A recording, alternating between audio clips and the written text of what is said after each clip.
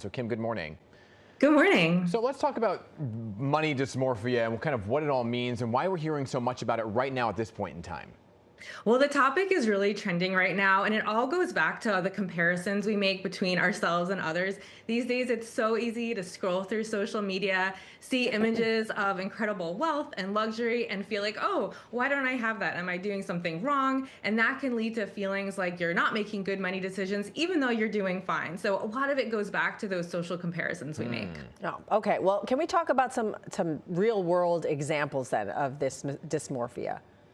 Well, one common time this comes up is actually as people are entering retirement, because that is when suddenly your paycheck pauses or stops and you have to suddenly start to redo your budget based on a fixed income. And it's easy to feel like, oh no, I don't have enough money, I didn't do a good job here, when really you might just need a reality check and to create a new budget for yourself. Similarly, it's very common for people in their 20s just starting out when you don't really have a sense yet of how your spending should go. You're trying out a budget for the very first time. You might be looking at social media, comparing yourself to others. And so that's another time this can really pop up, when suddenly you feel like you're not doing a good job, but you actually are doing okay. You might just be looking at images that are misleading. Yeah, that darn social media at it again, right? Making you comparison shop. So how can you address it, right? How do you address this whole dysmorphia idea?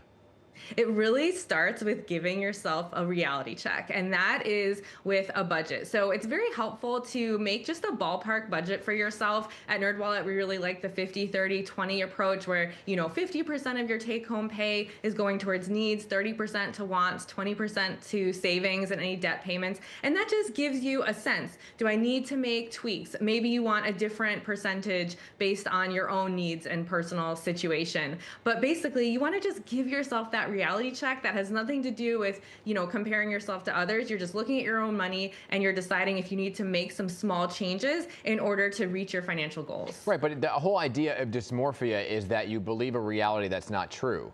So if you have the money, how do you know that you then need to create a budget if you're realistically the money is there?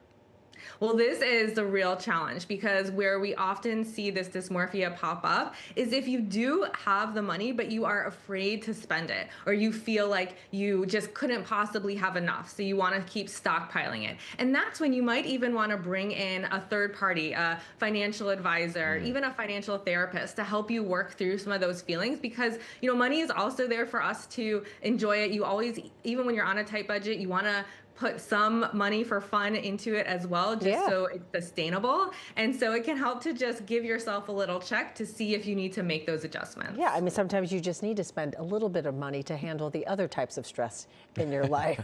So Very true. Kimberly, thank you so much for explaining this to us. We appreciate your time this morning. Thank you.